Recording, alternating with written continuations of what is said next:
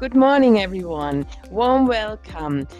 We are glad you joined the third Copernicus for Regions webinar, how Copernicus helps regions to be better prepared for biodiversity and environmental protection.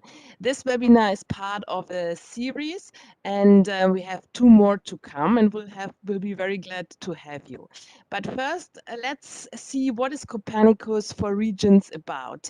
And words can say a lot, but images can say so much more. Therefore, we like to share the following teaser with you.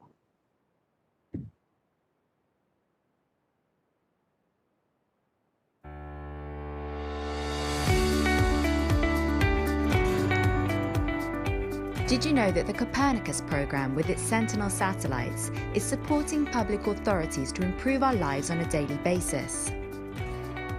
Para mí, los datos de Copernicus y sobre todo en específico Sentinel-2, los satélites, son los nuevos ojos de las regiones costeras. I dati Sentinel inoltre sono dati aperti, sono disponibili a tutti gratuitamente e questo per noi è un grandissimo vantaggio.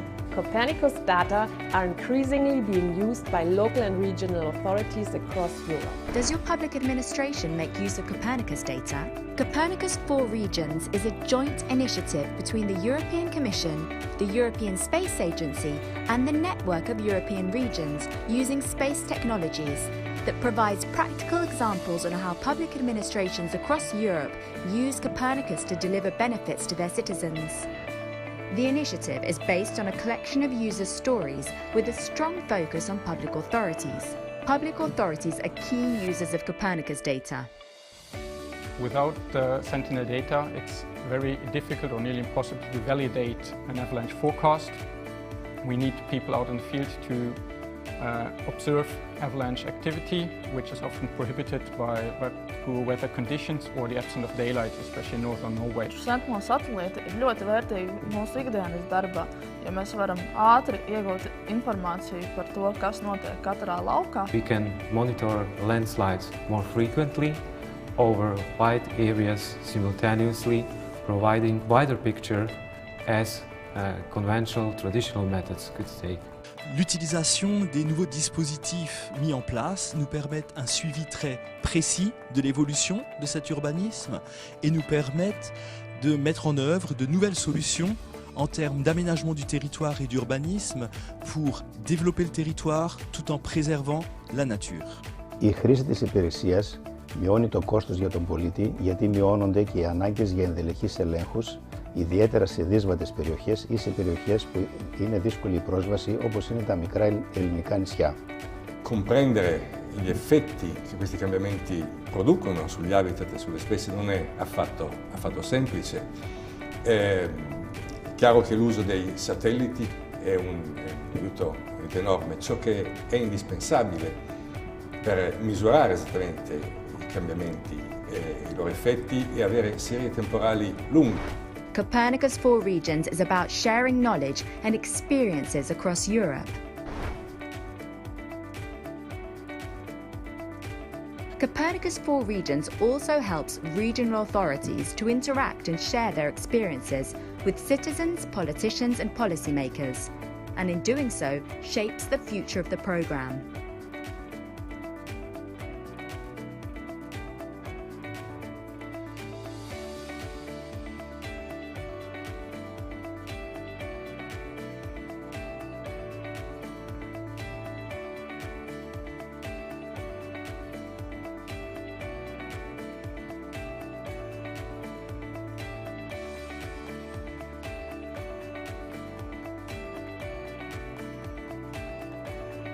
Copernicus for Regions is about supporting and growing the community of Copernicus regional users. You can read and watch how public administrations across Europe used Copernicus to address a variety of challenges and modernize their services. Would you like to join the ever-growing community of Copernicus users?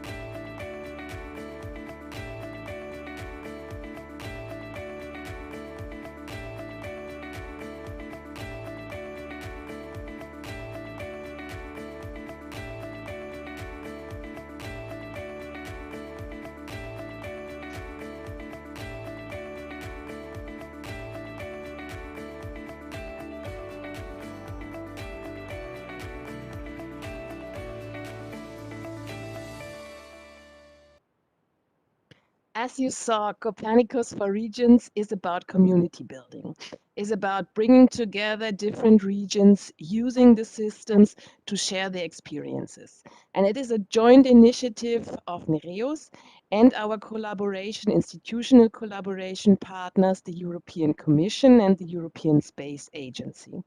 Unfortunately, the colleague from the European Commission can't be here with us today, but we extend the warm greetings to Tora Antonini. And we are very glad to have the project responsible from the European Space Agency, Mrs. Alessandra Tassau, with us.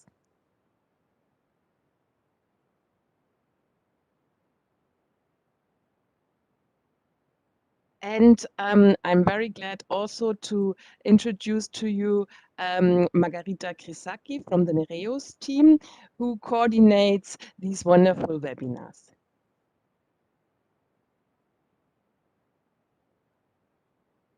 So now you have some of the faces behind Copernicus for Regions.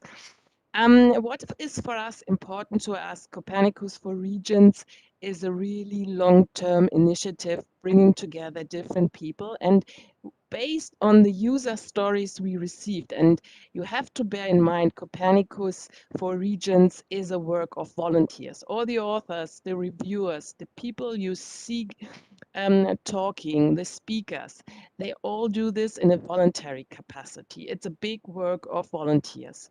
And based on the stories we received from across Europe, we developed different tools. We developed native language material, we developed movies, videos, short videos you can watch, and a broad range of material.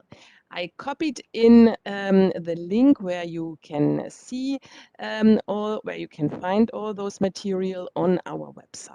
So now we jump right into the webinar, and I will be glad to give the floor to our moderator, Ms. Hannah Morath from Fern, who will moderate the session. Please, Hannah, the floor is yours.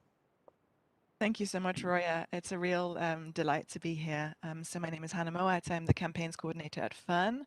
For those of you who don't know who Fern is, Fern has been existing now for 25 years. We're based in Brussels, and we are an organization that uses EU policies to help protect forests and forest people's rights. So I have to say I was really, really delighted, but also surprised that you asked me to moderate this session, because for me, Nereus is the god of prophecy. It's a Roman god or a Greek god. The Sentinels are Roman soldiers, and Jedis are the protagonists of Star Wars, capable of harnessing the power of the Force. So as you can see, I am not an expert in Earth observation, but I'm really happy to be here to learn more about it. And I've been reassured by Roya that many of you here in the room are also not necessarily technical experts in Earth observation. So hopefully I will bring this information down to us mere mortals to help us understand. And I have to say also, Roya, that it feels very comforting to know when you're acting on the ground that we're really using technology to help us, acting on the ground to protect biodiversity. And to use another comparison, every James Bond needs a Q. So I hope that our speakers will not feel too embarrassed by that comparison. But when you're acting on the ground, protect biodiversity, it's really so great to know that that we're helping, that we're increasingly using technology to help us protect biodiversity better. And it really, there's never been a better time to do that than today. The EU has stepped up a number of initiatives based on Earth observation to help it implement new policies. And I'm only aware of the ones that are to do with forests, but even there are so many. The EU has recently set up an EU observatory on deforestation, forest degradation, and it's announced in July that it will work on a new legislative proposal on EU forest observation. So those are just two examples of where really in the next coming years there will be a big increase in the number of the use of Earth observation to protect biodiversity. But while more and better information about the challenges faced by our natural world is crucial, what we're also noticing at Fern is it's simultaneously very political, because it reveals issues and helps to identify trends. And then, of course, what do you do with that information? Is it death by information? of course, that's not what we want. We need the right detectives who will help us make sense of this data. So I'm really happy to introduce some speakers who are helping today citizens and decision makers make sense of the data to try and better protect our natural world and the communities that live there. So the way that we're going to do this is that we have 4 excellent speakers. I will introduce them, and then what we will do is we will take a short pause for some questions. So I really would like to invite the audience to be active and asking your difficult questions to our speakers. And then we will move to the next 2 speakers, and then the same again. So this gives you the chance to warm up a little bit. It's Tuesday morning, to warm up a little bit and think of your questions. So I will first of all introduce the 4 speakers. So we have with us Stefan Lang from the University of Salzburg, who has been working on using Earth observation for biotype mapping in an alpine zone in Austria. We will then we will see a short video from him. We will then move to Richard Lucas from the University of Aberystwyth, who has been using Earth observation for protected areas. And then we will have some time for questions. And then we will move to Stefan Fiegenspann from the German Environment Agency, who has been developing a fascinating air quality app in Germany. And then we will be speaking with Ramon Riera from the Barcelona Provincial Council, who has been using Earth observation to monitor forest land decay in Maresme, and then we will take questions.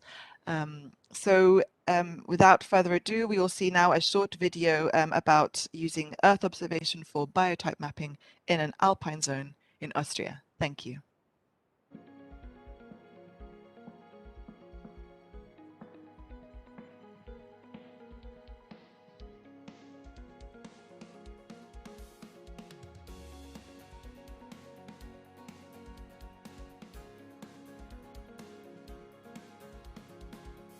Alpine zone above the closed forest line hosts habitats for numerous ecological sensitive plants and animal communities.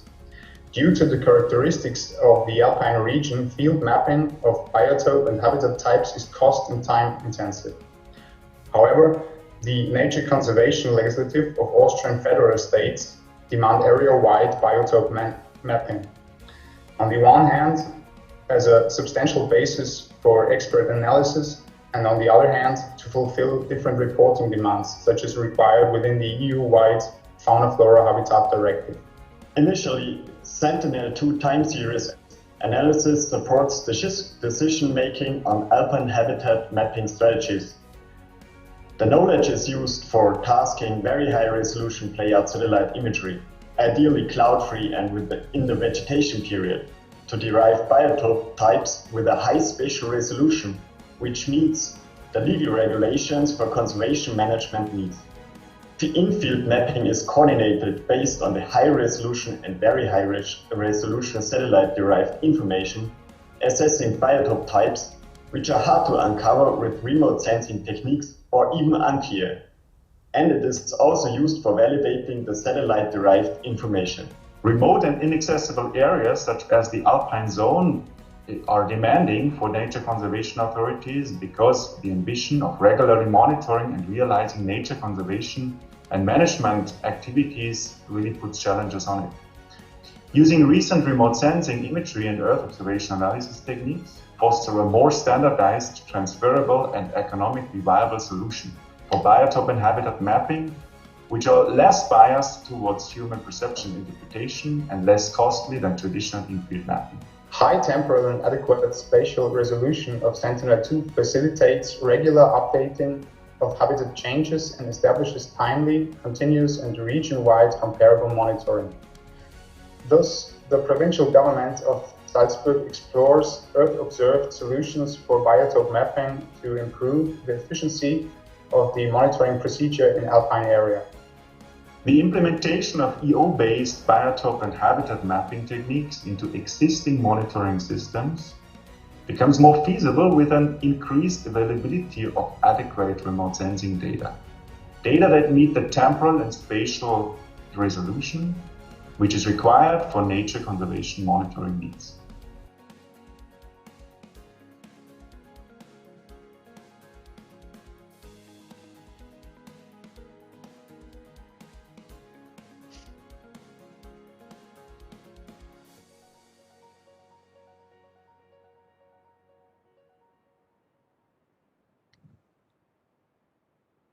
Great, so plenty of food for thought there. And if you haven't done so already, I really recommend reading the description of Stefan Lang's project in more detail on the Nereus website.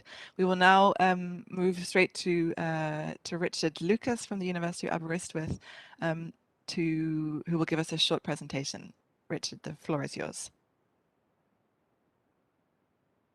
Thank you very much for the invite as well, and I'll wait for the slides to appear. I'll be talking about how we're using Earth observation data to enable or fulfill protection of natural habitats around the world.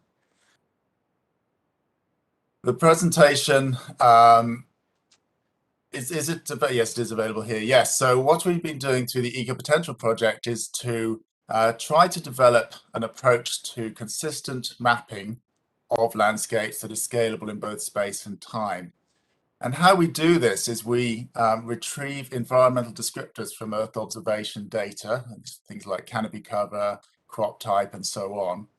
And we integrate these into land cover maps according to the Food and Agricultural Organization land cover classification system.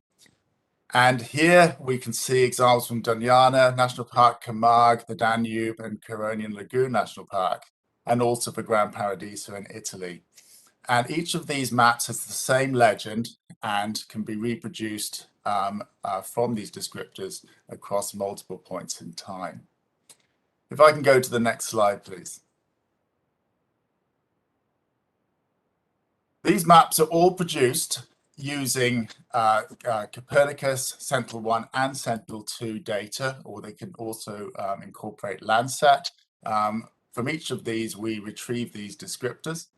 And here you can see an example for Wales, where we have produced the base map of what is called the level 3 categories in the FAO LCCS, but we can also bring in information on canopy cover, life form, leaf type and phenology, crop type, and also dominant species in the non-forest habitats. And we can bring in any environmental descriptor as long as they have consistent units or categories, which means that we can apply this classification back in time and going forward. So they are consistent across the world when they are applied. And so the classification for Wales is the same as in those other national parks. If I can have the next slide, please. So the one here is for the Dovey Forest, which I showed previously, but as you can see, we have produced land cover maps from Copernicus data for 2017, 18, 19, and 20 for all of Wales in the UK, and at 10-meter spatial resolution. These maps are openly available, which allows people to understand in Wales, the state of the landscape and how it's changing over time. We also have a mobile application which supports the validation of those maps and also the validation of change. These maps provide a major resource for Wales and something which allows us to look directly at biodiversity conservation because we know what's there and we know how it's changing, and the maps can be improved as we go through time. And if I can have the final slide as well, please. So what we also have is a system for describing and monitoring change, which is based on the drivers, pressures, impact states and response framework, the DIPSA framework. And that looks at basically the impacts on the environment of change. So we look at things like change in canopy cover, all the descriptors, water, hydro period, and so on. And then we use remote sensing data to look at the pressures, such as fire or high temperatures or climate. And you can see an example in the Cambrian Mountains where it's, we get a drought, and you can see it in the central image. And we reference climate data in order to establish the impact and the pressure. Because we're using environmental descriptors, we can also plan future landscapes. We can imagine what we want to see under different scenarios, and we can say the map at the bottom is from 2100, and yet the one above is from today. So we can actually start to say, well, what have we got now? What would we like under different scenarios? And there could be many maps like this. And then how do we monitor progress towards achievement? And the idea then is to sort of use those descriptors and that information to try and say, well, how are we going to restore biodiversity in Wales? What do we want to store, where, and what are the conflicts, and so on. So it provides a capacity and a roadmap where people can discuss openly on how we can restore the landscapes and how it functions, as well as the biodiversity. We're putting this into Wales, but also we're reapplying it back to the national parks in Europe later on, and so that system will become openly available for people to use. Thank you very much for listening, and look forward to the questions as well. Great, thank you so much, Richard. If I may just ask one first question, which is, what's been the most exciting development? Because of course the user story that we read and that you've been describing was written now, I think, a couple of years ago. So I'm just interested to know how it's evolved since then. What's been the most exciting development? I think the most exciting part has been able to take it from a relatively small national park to demonstrate it at a national, Wales-wide level, but also in other countries as well. So that's been the interesting part. The other part has been the fact that we've been able to make these open, and it's opened up a whole discussion amongst people in Wales about what's there, because it's new information. And we've also had a training centre as well, we set up, where it's in the Centre for Alternative Technology in Mid Wales, and people can come and see these maps, and they can explore them, discuss them, and they've been used in COP26 and so on. So it's been so exciting just to open them up and have this discussion, which has really been a big change in my view. Yes, and I know the Centre of Alternative Technology very well. I've had some good holidays there, so it's an excellent place if anyone ever goes to Wales. Just one question that people might be asking themselves. I mean, we go from having not enough information about what's happening on the ground to too much information about the sheer amount of data, and you actually use that exact phrase, the sheer amount of data.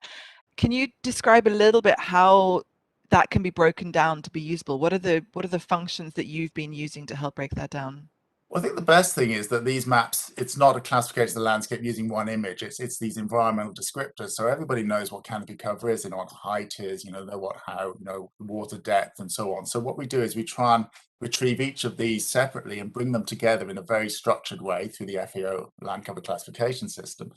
And that has really allowed, people from farmers to students to anybody to fully understand how the maps are constructed. They can go out and validate those layers as well with the mobile app which we've developed, and they're much more empowered to change that information. So if we don't like our canopy cover layer and so on, we just swap it in and out. So it's not, the classification is not dependent on one algorithm, it's dependent on the algorithms that form the descriptors and how they're combined. And the change is also really quite interesting, because you have something like an impact of dieback, which you build up from evidence on loss of canopy cover and so on.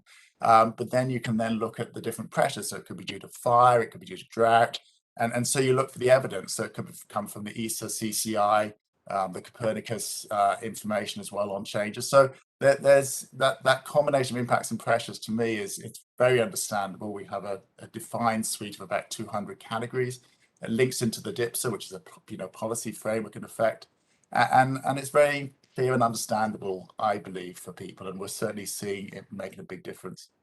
Great, thank you, Richard. I want to speak to you for hours, and I'm sure everyone in the audience wants to as well, but I must move on also to Stefan Lang from the University of Salzburg. Stefan, of course, there are lots of parallels between the way that Richard has been using Earth observation and the way that you have with your team. So here's my question for you. You talk about using it for mapping ecosystems to also help comply with nature protection legislation. But of course, mapping the ecosystems is good, but identifying why they're eroding is even better. So can you describe a little bit how the technology can be used for identifying the drivers of degradation? So I'm talking about moving from information to action. Yeah. Thank you very much. So good morning also from my side, now live. I'm very happy and pleased that we are lined up in this way, because we had our, sort of project legacy together with Richard in two sister projects that we started about 10 years ago. So I mean, it's 1 decade, but there is a giant technological leap in between. So we are, well, it's really exciting to be, let's say, on this common track. So back to your question. So changes in disturbance in alpine areas may not be as frequent or obvious as in the lowlands or in more densely populated areas. So it's more subtle changes. But on the other hand, remember, we are above the tree line and below the rocks. So it's very sensitive habitats.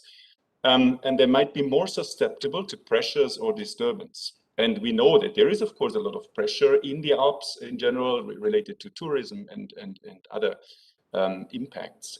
And it's not only in Austria, obviously, it's of course beyond the borders. It affects the entire Alpine space, so to speak. And this, of course, enlarges the scale.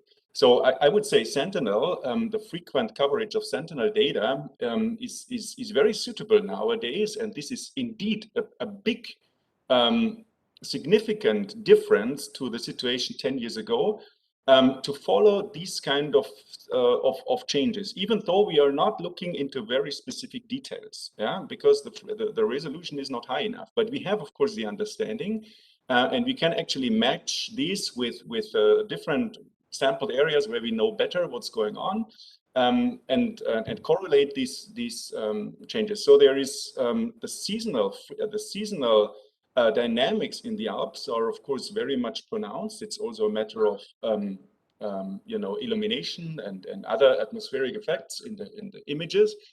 But we can try to exclude these different changes, or the natural changes, actually from the more critical ones. Yeah. So this is being possible nowadays with the technology that we have at hand. So indeed, I very much agree that it's not only about mapping, because this is always, let's say, the status behind, but we have to go more from observation towards modeling and understanding and action. Thank you, Stefan. We had a question from Virginia Garcia, but I think that Richard has posted a link there, so I think that we don't need to come to that question. Virginia, do come back if that hasn't answered your question. So maybe just one last question before we move on to the next two speakers. In my introduction, I made this perhaps rather strange analogy between James Bond and Q. I hope that everyone has watched this film. And if the people in the regional authorities, or indeed NGOs, but let's stay with regional authorities, those protecting and coming up with the action plans on the ground to protect biodiversity, if they are James Bond, then the analogy then is that you are Q, providing the sort of technical know-how and information from space. Does that speak to you at all in your collaboration with the local authorities, the regional authorities? How did that relationship go? Did you feel that there was a close connection? And yeah, I'm just interested to know how that went. Well, of course, it's also a matter of time and trust building and so on. And this is it's also a matter of generation, or let younger people turn a certain turnover, probably of relevant decision makers. But don't get me wrong. I mean, it was actually the one who was close to retirement who very much promoted this idea, and he cannot be here because due to this retirement. So he was actually he could have had any reason to simply let it go and don't care so much about this technologically, but it was the other way around. So we are very much enthusiastic about it, because he left his legacy in his division basically, and now there are young people taking it up. The one that you saw in the video is Matthias. I mean, he's a very knowledgeable person. He's of course also a technical guy, but with a respective background. So there is a natural inclination towards this new technology, more literacy in terms of satellite remote sensing and all these new tools. So we are very positive that we are at well, again, we started these things 10, 15 years ago. And it did not change too much. Of course, there were some, Sentinel were installed now. There's new mapping technologies or more robust algorithms. There is something like cloud processing, everything. But in principle, the ideas did not really change. But it's only now the time that this is taken up. And so we should not leave anyone behind. I think it's really a great timing to work together on everything on that. And by the way, I mean, this is quite often, these are alumni or students, could be from our department or from similar departments who are now doing this job. And of course, if we teach them well, then these are our future customers. I mean, this is great. Yeah? So I'm very optimistic and positive, but maybe I did not really answer your question. I don't know. No, that's fine. Thank you so much, Stefan. Thank you, Stefan, for your reflections. Again, we could talk for hours. We are now going to move on, nonetheless, to 2 videos. One in Germany and one in Catalonia. And then after that, there will be more chance to ask questions. So if you do start to have questions in the audience, please do use the chat function to post those. So moving on now to 2 videos, one after the other, and then on to some question and answers with the speakers. Thank you.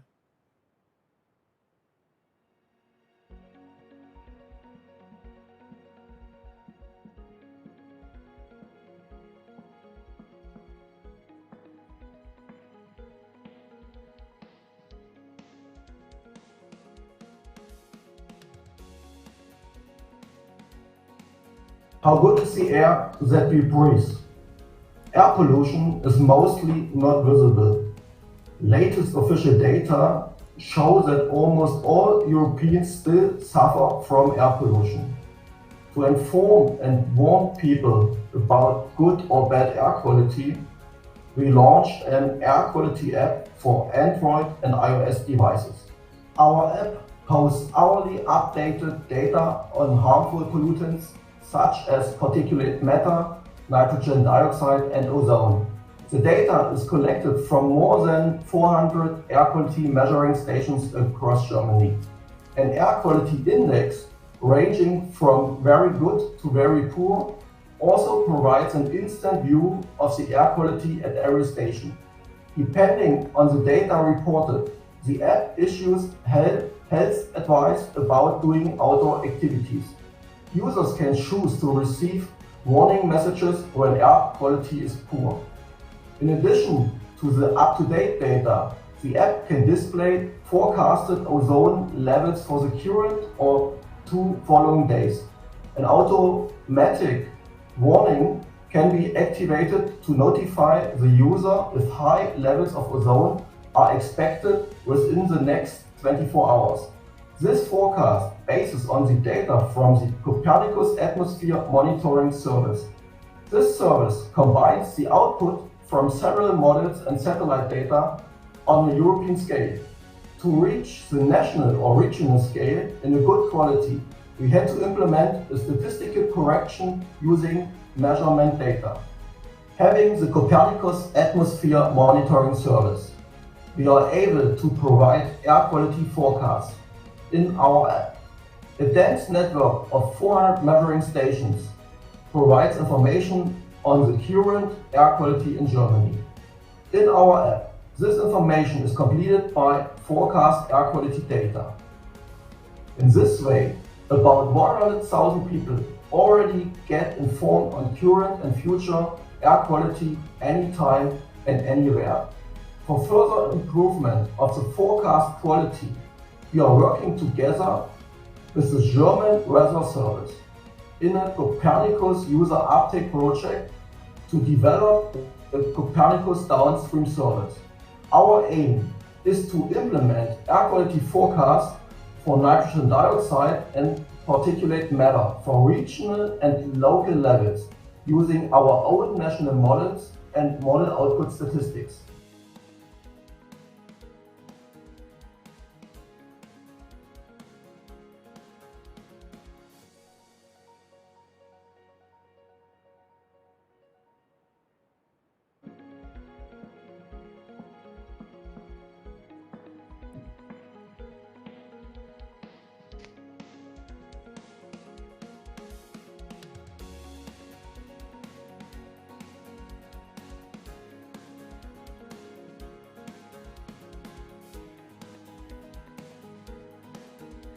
El nostre problema és que estava començant a aparèixer uns signes de decayiment deguts principalment a una plaga d'un insecte que és el Copernicus destruens, on molts arbres estaven començant a presentar signes de mortalitat i es començaven a morir, llavors necessitaven poder delimitar en un mapa aquestes zones afectades. I això és el que vam poder aconseguir amb les imatges Sentinel. For us, the technical solution was to use the Copernicus image, in particular the Sentinel-2 images, because it was the most viable and feasible solution in terms of the coverage of the images and also the spectral information for the decay of forest land. Hem utilitzat imatges de Sentinel-2 amb multitemporalitat des de la primavera, estiu i tardor, aplicant amb índex de vegetació millorat, que és l'EDIT. Amb aquest índex hem pogut detectar les diferències de vegetació. Quan els valors són més baixos, es detecta la zona afectada per decaïment i sequera. The main added value has been to use Copernicus Sentinel-2 images in order to make viable from an economic point of view at regional level. Instead of other solutions as airborne or drone sensors. Bé, doncs el més important va ser que vam poder, al delimitar les zones afectades, vam poder concentrar l'esforç econòmic i tècnic que nosaltres brindem a les associacions de propietaris forestals i prioritzant les zones més afectades per aquesta plaga d'autòmicus i així poder contenir millor l'evolució, la dispersió d'aquesta plaga. At the future, our intention is to extend this knowledge to other forest lands in Catalonia, as well as to data fusion with Sentinel-1 or other sort of Earth observation data as LiDAR.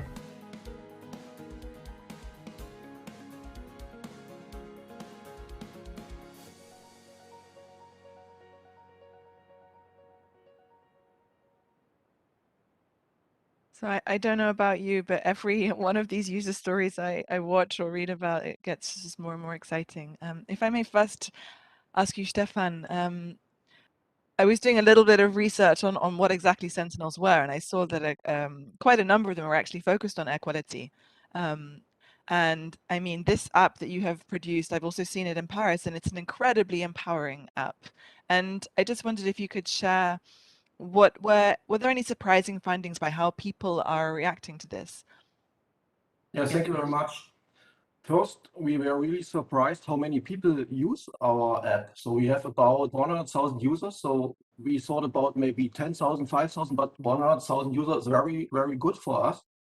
And as I tried to explain during the video, so we firstly concentrated on the up-to-date air quality.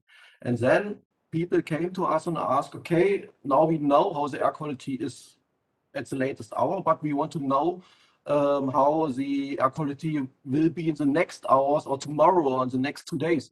And then we found the Copernicus atmosphere monitoring service, and so we thought about to implement a forecast. And in the first step, we now implemented the ozone forecast.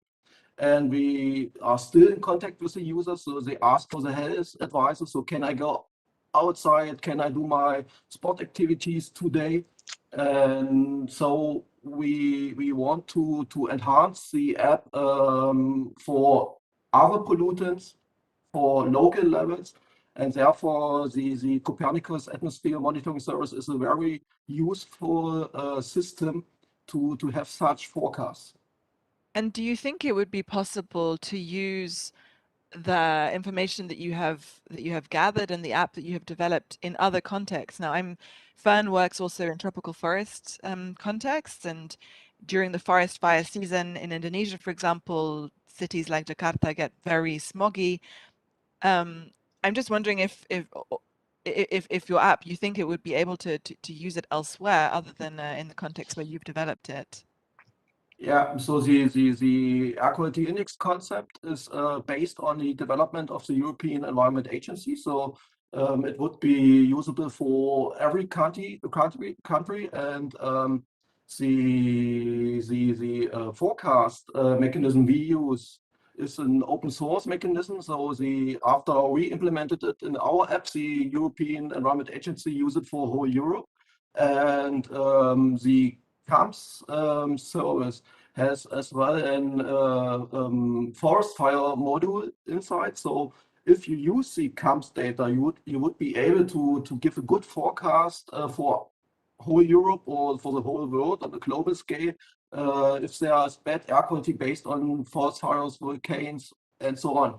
So that means, in summary, it's a concept which could be used in every country you want. Thank you so much. And also thank you to Branka Kuka for your question. I believe that Richard has responded to that and that will shortly be posted to you. But hopefully at the end of this session, we will have a bit of time to ask some live questions. Thank you so much, Stefan, for your answers. If I can move over to a different part of Europe, to Catalonia. First of all, one question to the technical team, to either Anna Tarda or Jordi from the Catalan Institute of Cartography. You said in the user story that the mountainous areas were not so well detected. It was harder to detect those. And the reason why I'm asking this question is because there might be other regions of Europe that are also have sort of natural features that are hard to detect. So I'm just wondering how you overcame that. Maybe Anna? Yes. Yes, we improved the atmospheric correction of the image, and we introduced a topographic correction to offset the illumination of the effects of the sun. With this correction, we obtain a better signal and also an MBI index better in the whole area. And for that, we can do a decay detection very well. We obtain a result, uniform result of all the area. And this is the final product. Thank you so much. So it's always possible to find ways to overcome these challenges. Thank you, Anna. Now to move on to the politics. Ramon, if I may ask you a question. It was so well described in your user story as Earth observation being a decision support tool. I thought that was really, really well summed up. So I'm just gagging to know, how did you use it? What management changes did you bring about? Ramon, I think you are on mute, so I think you have to unmute yourself.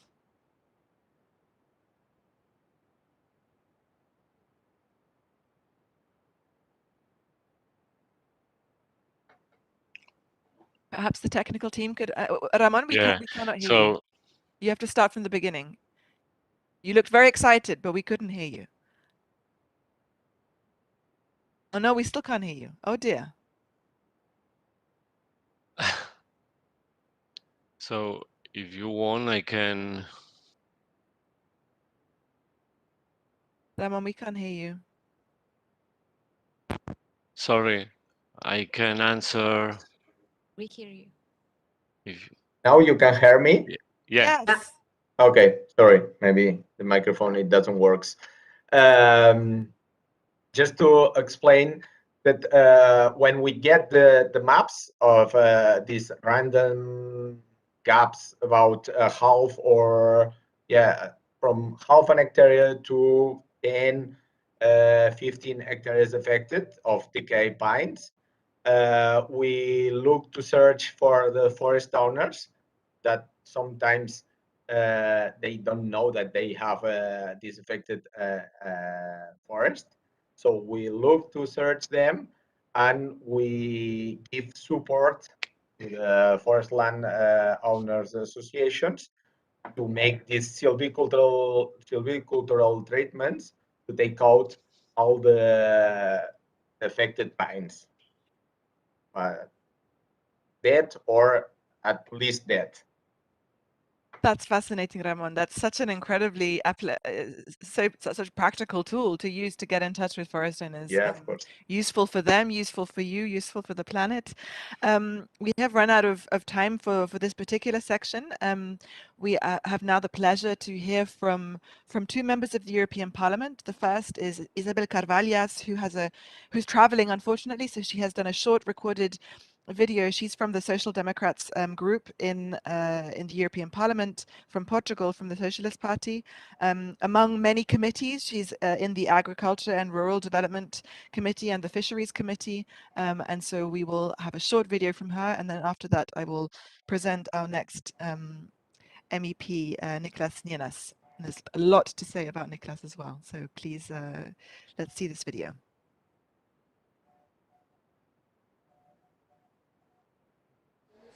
Hello.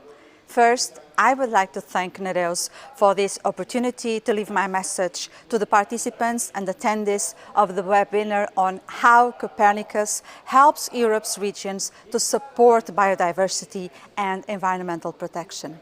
The EU Biodiversity Strategy for 2030 sets a high level of ambition in seeking to halt and reverse the loss of biodiversity in the European Union. We need this ambition, as the reality shows an alarming decline of biodiversity, including farmland biodiversity. This is a matter of absolute urgency. Studies on long-term trends in farmland, forests, common birds, and grassland butterfly populations demonstrate that Europe has been experiencing a major decline in farmland biodiversity, which is primarily due to loss, fragmentation, and degradation of natural ecosystems, mainly caused by agricultural intensification, intensive forest management, land abandonment, and urban sprawl. To support the long-term sustainability of nature and farming, of agricultural ecosystems and the surrounding wild ecosystems, it is fundamental to anticipate the changes that impact on biodiversity and to monitor the causes we know are the top of this worrying loss. You have several experts today presenting very interesting projects that stress precisely the value of Copernicus in this battle, as it can help through the collection of geographical information to monitor the state of biodiversity and ecosystems. I'm not an expert, but I do think we do not need to be experts to see immediately the great benefits of Copernicus in pursuing the goals of the biodiversity strategy, in the monitoring and improvement of the measures to be implemented in order to make them far more efficient. Let me just give a very basic example. The creation, maintenance, and restoration of high diversity landscape features in agricultural landscapes is one of the strong objectives of this strategy, aiming at benefiting biodiversity in general and more specifically at promoting pollinators and enhancing the natural biological control of pests. This is one of the objectives also in the new CAP. Now, Copernicus can be very valuable in assessing the implementation of measures by, for instance, evaluating the interconnectivity between these areas and thereby maximizing the potential for biodiversity. The Copernicus Marine Service, on the other hand, is also fundamental, in this case to preserve marine biodiversity, notably endemic marine species, and supporting the designation and creation of protected areas dedicated to biodiversity, such as Natura 2000 sites or maritime protected areas. The Copernicus Marine Service provides, as we know, most of the relevant variables needed to monitor the marine environment. It also provides value-added information to fish farmers and anglers, a crucial support to their daily decision-making processes. Its contribution to healthy waters, taking into account variables such as temperature, salinity, or mixed layer thickness that can affect fish habitats, have been used to monitor fish resources. So the Copernicus Marine's data on ocean currents and biogeochemical elements such as plankton are also used for modeling fish stock or for predicting fish school movements and spawning site distribution. The task that we have ahead is not an easy one. The biodiversity strategy demands a lot from us all, but even more from our farmers and anglers, and we must support them in every way possible if we want these ambitions to be fulfilled. The development of research and innovative solutions is certainly the way to go, and Copernicus is one of our major key tools to reach our goals. Thank you for watching.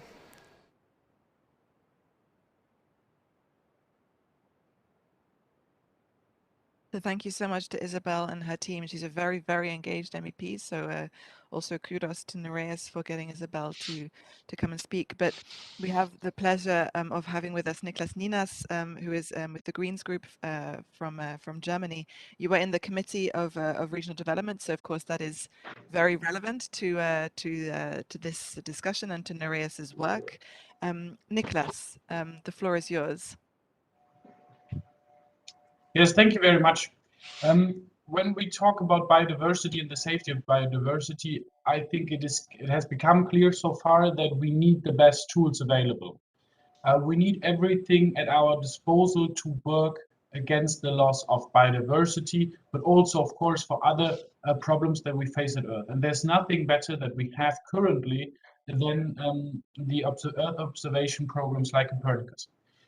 That being said, with all these tools at our disposal, we also then need to do better politics, because that's the thing. The tools to help us monitor can only do that: monitor and give us information, give us the best information and best data that we can have.